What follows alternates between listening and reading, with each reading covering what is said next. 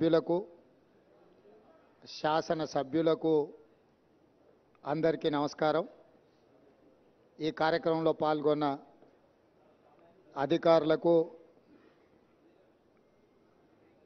ఈ అవగాహన, ఈ పర్యటన గత కొంతకాలం నుంచి రాష్ట్రంలో జరుగుతున్న చర్చ, ఎన్నికల సందర్భంగా మీకు అందరికీ తెలుసు,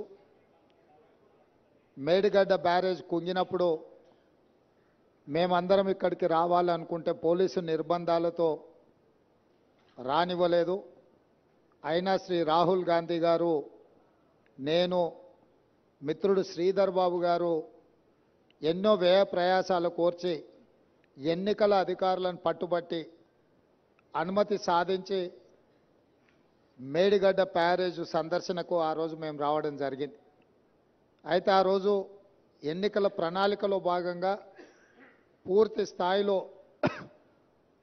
ప్రాజెక్టు యొక్క కుంగుబాటు కానీ జరిగిన అవకతవకల మీద పూర్తిగా చూడడానికి సమయము సరిపోలేదు.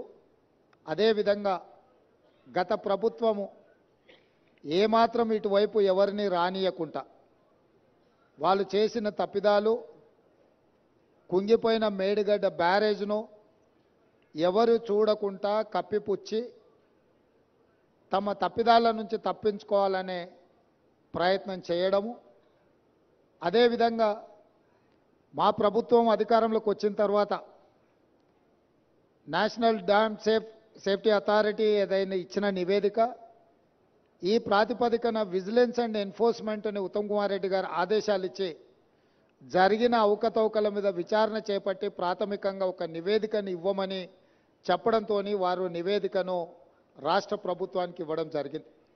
ఆ నివేదికలో ప్రాజెక్టుల యొక్క డిజైన్స్లో లోపము, ప్రాజెక్టుల యొక్క నిర్మాణంలో లోపము, ప్రాజెక్టుల యొక్క నిర్వహణలో లోపము, ప్రాజెక్టుల యొక్క అంచనా, ఒక్క మేడిగడ్డ విషయానికి వస్తే 1800 చిల్లర కోట్లతో మొదలుపెట్టి 4000కు పైగా కోట్లకు పెంచి అంచనాలను పెంచి పాల్పడిన అవినీతి.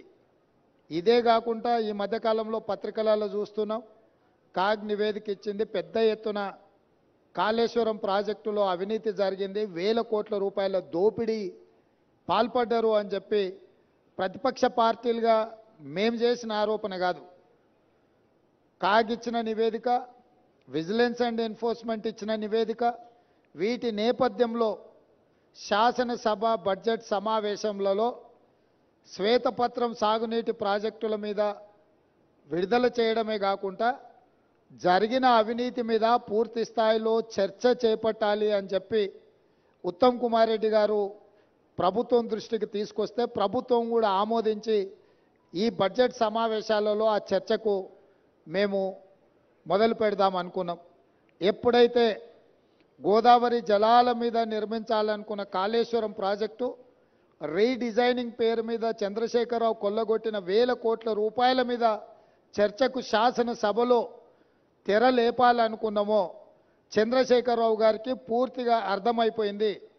తను ముఖ్యమంత్రిగా ఉన్నప్పుడు పాల్పడిన 1000 కోట్ల రూపాయల దోపిడీకి సంబంధించి విజిలెన్స్ అండ్ ఎన్ఫోర్స్మెంట్, ఎన్డీఏసీ ఇచ్చిన నివేదికల మీద చర్చ జరిగితే తన బండారం అంతా బయటపడి ప్రజల ముందు అవినీతిపరుడుగా, దోపిడీదారుడుగా, దోషిగా నిలబడాల్సి వస్తుందని వ్యూహాత్మకంగా కృష్ణానది జలాలను, కృష్ణానది మీద ఉన్న ప్రాజెక్టులను కేఆర్ఎంబీకి అప్పజెప్పినరు అని కాంగ్రెస్ మీద ఎదురుదాడి చేసి నల్గొండ జిల్లాలో ఒక సభను పెట్టి ఆ సభ ద్వారా కాంగ్రెస్ మీద ఎదురుదాడి చేయాలన్న ఆలోచనతోటి ఈరోజు నల్గొండలో సభ పెట్టారు. ఇవాళ నల్గొండ సభలో వారు ఎంత శుద్ధపూసలాక మాట్లాడుతుండే అంటే, ఇక సత్యహరిచంద్రుడే ఇంకో అవతారం ఎత్తి చంద్రశేఖరరావు రూపంలో జన్మెత్తిండు, ఈ సత్యహరిచంద్రుడి శీలాన్ని మీరు శంకిస్తారా?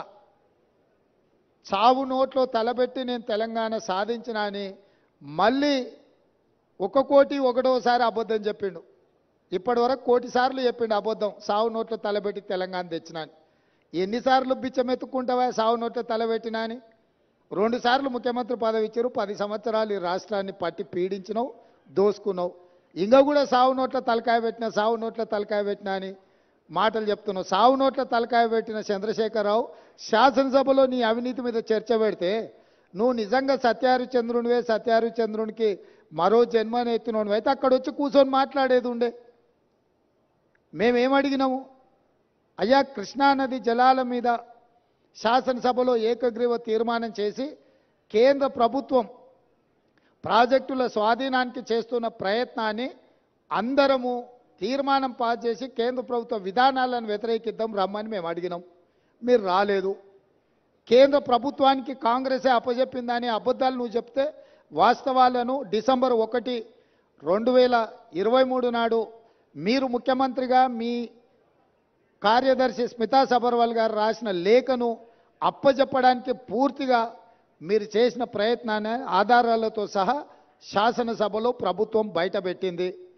దాని తర్వాత నేనేమన్నా కాళేశ్వరం మీద ఎంతోమందికి అపోహలు ఉన్నాయి, అనుమానాలు ఉన్నాయి, అక్కడికి ఎవరిని రాణిస్తలేరు, అక్కడికి ఎవరైనా వెళ్తే పోలీసులు అడ్డుకుంటున్నారని తెలంగాణ సమాజంలో ఎన్నో అనుమానాలు ఉన్నాయి. ఈ అనుమానాలను నివృత్తి చేయడానికి మంత్రులను, ప్రజాప్రతినిధులను, పత్రికా మిత్రులను అందరినీ తీసుకొని వెళ్ళి వాళ్ళకి చూపిద్దాము, అందరం కలిసికట్టుగా వెళ్దామని మా మంత్రి గారు మీకు లేఖ రాయడం జరిగింది. లేఖతో పాటు 13 తారీఖు నాడు వెళ్దామని మేము అన్నాము. ఒకవేళ మీకు ఏవైనా ఇతరత్ర కార్యక్రమాలు ఉంటే మీరు తారీఖు మార్చమన్నా మారుస్తామని చెప్పి శాసనసభలోనే స్వయంగా నేనే మీకు చెప్పడం జరిగింది. ఒకవేళ బీఆర్ఎస్ నాయకులకు 13 తారీఖు నాడు ఇతర కార్యక్రమాలు ఉంటే మీరు నిర్ణయించిన తారీఖు నాడు అఖిలపక్షం అందరము అక్కడికి వెళ్దాము, పత్రికల వాళ్ళని తీసుకెళ్దాము, అక్కడ జరుగుతున్న పరిణామాలు, నిర్మాణంలో లోపాలను, దాని మీద తీసుకోవాల్సిన చర్యల్ని ప్రజల సమక్షంలోనే ప్రజా కోర్టులోనే చర్చించుకుందామని రమ్మని చెప్పినాము. మీరు రాలేదు. రాకపోను శాసనసభలో చర్చకు కూడా మీరు రాలేదు. శాసనసభలో జరిగిన చర్చలో మీరు పాల్గొనలేదు. శాసనసభకే మీరు రావడానికి కాలు విరిగిందనే ఒక నెపాన్ని అడ్డం పెట్టుకున్నారు. కాలు ఇరిగిన చంద్రశేఖరరావు ఈరోజు నల్గొండకు పోయిండు. నేను అడుగుతున్నాయా, శాసనసభ దగ్గరుందా, నల్గొండ జిల్లా దగ్గరుందా? నల్గొండకి వెళ్ళి బహిరంగ సభలో సానుభూతి పొందాలనే ప్రయత్నం చేస్తున్నాడు చంద్రశేఖరరావు. సానుభూతి పొందడానికి మీరు దవాఖానలు ఉన్నప్పుడు మేమందరం వచ్చినాం, సానుభూతి చూపించినాం. సానుభూతి చూపించాల్సిన సందర్భంలో ప్రజలు కానీ ప్రతిపక్షాలు కానీ మేమందరం సానుభూతి చూపించినాం. ఈరోజు కేవలం కాళేశ్వరం అవినీతి మీద చర్చ జరగకుండా, కాళేశ్వరంలో మీ దోపిడీని ప్రజల దృష్టిలో పడకుండా ఉండడానికే ఈరోజు మీరు నల్గొండ ప్రజా అక్కడ ఏదో పెద్ద సభ పెట్టినా అని మీరు మాట్లాడుతున్నారు. ప్రజలకి ఈ మాత్రము అవగాహన లేదని మీరు అనుకుంటున్నారా చంద్రశేఖరరావు గారు? కాళేశ్వరం అవినీతి మీద, దోపిడీ మీద చర్చకొచ్చిన సందర్భంలో మీరు కృష్ణానది జలాల మీద ఉన్న ప్రాజెక్టులన్నిటిని కూడా కేంద్రానికి అప్పజెప్పినరు అని చెప్పి నల్గొండ జిల్లాలో మీరు బహిరంగ సభ పెట్టి ఇక్కడికి రాకుండా తప్పించుకున్నారు. ఇవాళ మీరు ఏం మాట్లాడుతున్నారు? అక్కడ ఓ 4-5 పిల్లర్లు కూలినాయి, కూలితే పెద్ద తప్ప? అయ్యా నీకు ఏది తప్పు కాదు. ఎందుకనంటే తప్పులకు పాల్పడ్డదే నువ్వు. నీకు నువ్వే తప్పు జరిగిందని నీకు నువ్వే శిక్ష విధించుకునేటంత నిజాయితీ పరుడు అని మన తెలంగాణ సమాజం భావిస్తుంది అనుకుంటున్నారా? మీ దోపిడీకి మేడిగడ్డ బలైపోయింది, అన్నారం సుందిల్లా సున్నమైపోయినాయి. ఈరోజు కాళేశ్వరము మీ 1,00,000 కోట్ల దోపిడీకి బలైపోయింది. అందుకే మీరు దీన్ని చాలా అల్కగా తీసుకుంటున్నారు. ఇక్కడ వచ్చిన వాళ్ళని చులకన చేసి మాట్లాడుతున్నారు. మీరు ఈరోజు ఇక్కడికి రాకపోవడం ఒక తప్పిదమైతే ఇక్కడ తీసుకున్న కార్యక్రమాన్ని చులకన చేసి తిట్టడం అనేది మీ దిగజారుడు తనానికి నిదర్శనం. చంద్రశేఖరరావు గారు ఈరోజు ఆయన మాట్లాడుతున్నాడు, మీరు కేఆర్ఎంబి మీద మీకు అవగాహన లేకపోతే నడితే అన్న ఎట్లా చేద్దామని మాట్లాడితే నేను సలహా చెప్పటోని. అయ్యా శాసనసభలో చర్చ పెట్టినాం, సలహా చెప్పమని అడిగినాం. శాసనసభలో నేను స్పీకర్ గారికి విజ్ఞప్తి చేసిన, దయచేసి మాజీ ముఖ్యమంత్రి గారికి ఆదేశాలు ఇవ్వండి, అవసరమైతే సభను వాయిదా వేయండి, వారు వచ్చినాక వారి సలహా సూచనలు తీసుకున్న తర్వాతనే తీర్మానం చేద్దామని చెప్పినాం. ఉత్తమ్ కుమార్ రెడ్డి గారు పెట్టిన తీర్మానంలో లోపాలు ఉన్నాయి, అది కూడా సక్కలేదన్నాడు. సక్కలేని తీర్మానానికి నీ అల్లుడు స్వాతిముత్యం ఎట్లా మద్దతు ఇచ్చింది ఏకగ్రీవంగా? నేను అందుకే 4 సార్లు అడిగిన. శాసనసభలో మీరందరూ చూసారు కదా మీడియా మిత్రులు, ఉత్తమ్ కుమార్ రెడ్డి గారు ఈ ప్రాతిపదికన తీర్మానాలు పెట్టినరు. దీనికి టీఆర్ఎస్ పార్టీ వైఖరి ఏందో స్పష్టంగా చెప్పండి అని అంటే హరీష్ రావు గారు మాజీ సాగునీటి పారుదల శాఖ మంత్రిగా కేసీఆర్ కుటుంబ సభ్యుడిగా స్పష్టంగా ఈ తీర్మానానికి సంపూర్ణమైన మద్దతు పలుకుతున్నా అని చెప్పిండు. అప్పుడే నేను లేచి ఏం చెప్పినా, వీళ్ళు మాట్లాడేదానికి ఏం విలువలేదా చంద్రశేఖరరావు, ఇవి విలువలేని మాటలను కొట్టిపడేస్తాడు, ఆయననే యజమాని, ఆయన ఓనర్, ఆయన వచ్చి చెప్తే తప్ప దీంట్లో విషయం లేదని నేను చెప్పిన. ఇవాళ సరిగ్గా నల్గొండలో అదే మాట్లాడండి. ఏం తీర్మానమే దిక్కుమాలిన తీర్మానం, దాంట్లో ఏమైనా విషయం ఉందా?